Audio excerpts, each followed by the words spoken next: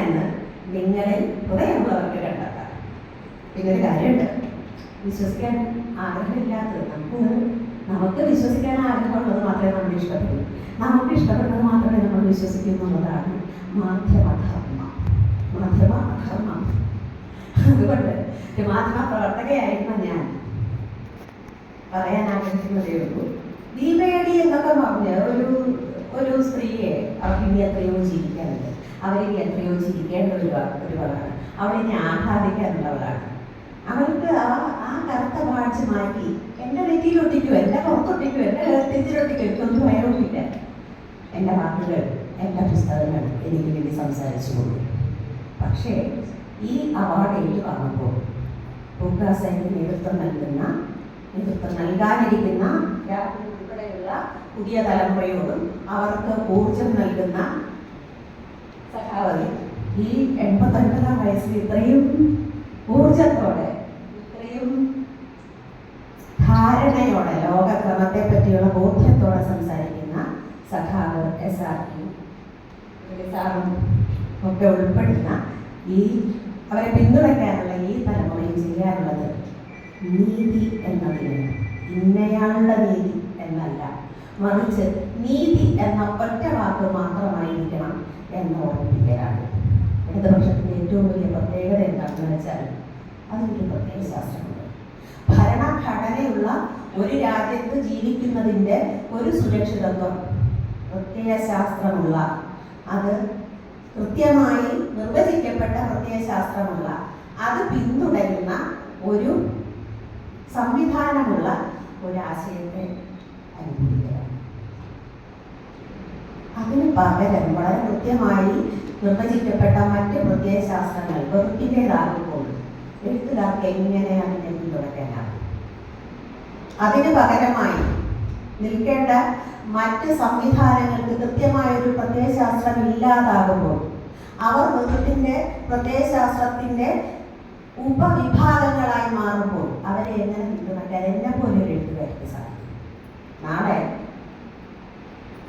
എൻ്റെ പുസ്തകങ്ങളോട് വായിക്കാനിരിക്കുന്ന, വന്നു ചേരാനിടയിലുള്ള വായനക്കാർ, ചെറുപ്പക്കാർ, അന്നത്തെ ചെറുപ്പക്കാർ ചോദിക്കുന്നു, ആ ചോദ്യം ചോദിക്കുമെന്ന് എനിക്ക് പറയുന്നുണ്ട്. നിങ്ങൾക്ക് എങ്ങനെ അങ്ങനെ ആകാൻ കഴിയും? ആ കാലത്ത് നിങ്ങൾക്ക് എന്തുകൊണ്ട് ഇങ്ങനെ എഴുതാൻ കഴിയുന്നില്ല? ഞാൻ അവരെ പറയുന്നു. അതിനപ്പുറം പുസ്തകങ്ങളെ കുറിച്ചോ എഴുതപ്പെട്ട വാക്കുകളെ കുറിച്ചോ ഒന്നും എനിക്ക് വലിയ ഭയമോ ആശങ്കയൊന്നുമില്ല. ഞാനെപ്പോഴും അങ്ങനെ വലിയ എൻ്റേത് എന്ന എനിക്കൊരു വാക്കിനോട്, ഒരു പ്രയോഗത്തിനോട്, ഒരു പുസ്തകത്തിനോടൊക്കെ തോന്നുമെങ്കിൽ ആ സമയത്ത് ഞാൻ കുറച്ചു കാലം മുമ്പ് ബാലചന്ദ്രൻ ചുള്ളിക്കാട് കവി കുഞ്ഞിരാമൻ നായരെ കുറിച്ച് പങ്കുവെച്ച ഒരു അനുഭവ കഥ എന്നെ ഓർമ്മിപ്പിക്കും. ആ കഥ നിങ്ങളോട് പങ്കുവയ്ക്കാം.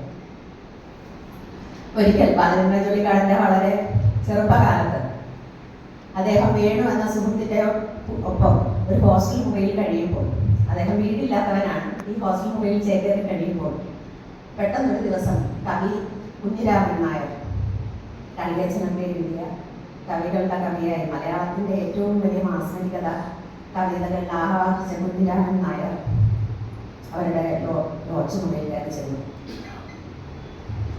എന്നിട്ട് പറഞ്ഞു, നമുക്ക് ഒരിടം വരെ പോകണം.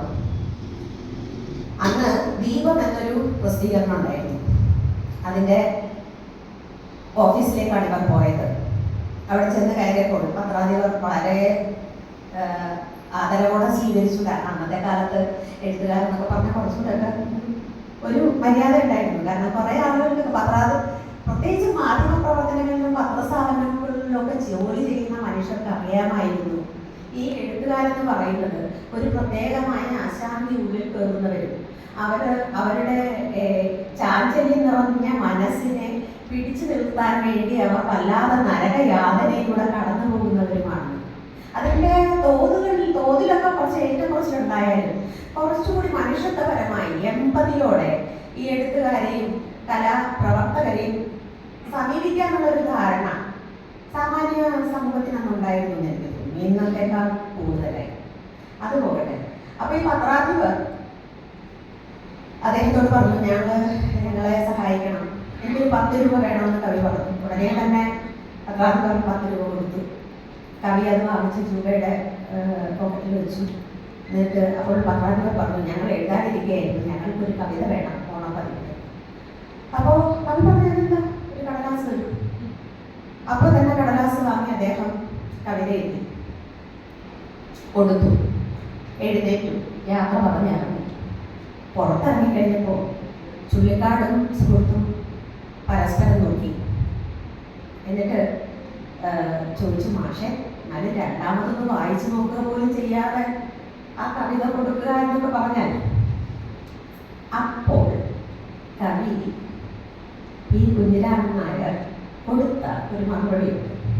അദ്ദേഹം പറഞ്ഞതാണ്, എടാ വസന്തകാലം എത്തുമ്പോൾ ഹംസങ്ങൾ മാനസ സരസിലേക്ക് പറന്നു പോകും.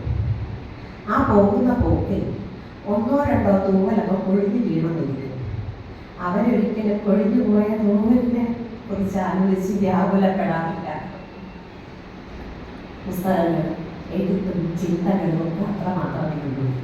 ഈ കടന്നു വന്ന ഉരസിമ തരൂ എന്ന നാടോടി കഥയിൽ നിന്ന് നാടോടി കഥയിലേക്ക് ഞാൻ എത്തുമ്പോൾ ജപ്പാന്റെ ചരിത്രത്തിൽ യോമൻ കാലഘട്ടത്തിലെ മാറ്റങ്ങൾ എങ്ങനെയാണ് ആ ചെറിയ രക്ഷിക്കഥയിലൂടെ, ആ ഫെയറി ടെയിലൂടെ ഒരു സമൂഹം കാത്ത് രക്ഷിച്ചതെന്ന്, കാത്ത് സൂക്ഷിച്ചതെന്ന് നമ്മളോട് പങ്കുവയ്ക്കാനായി അവർ മറ്റൊരു നിഗൂഢ ലിപി, നിഗൂഢ ഭാഷ അതിലൊളിച്ചു വെച്ചതെന്ന് കണ്ടെത്തി കഴിഞ്ഞു. എൻ്റേത് എന്ന് ഒരു കഥയെപ്പറ്റി, ഒരു വേദനയെപ്പറ്റി, ഒരാഹ്ലാദത്തെപ്പറ്റി, ഒരു വ്യാകുലതയെപ്പറ്റി എനിക്ക് സ്വാധീനമാക്കാൻ കഴിയുന്നില്ല എന്നതാണ് സത്യം.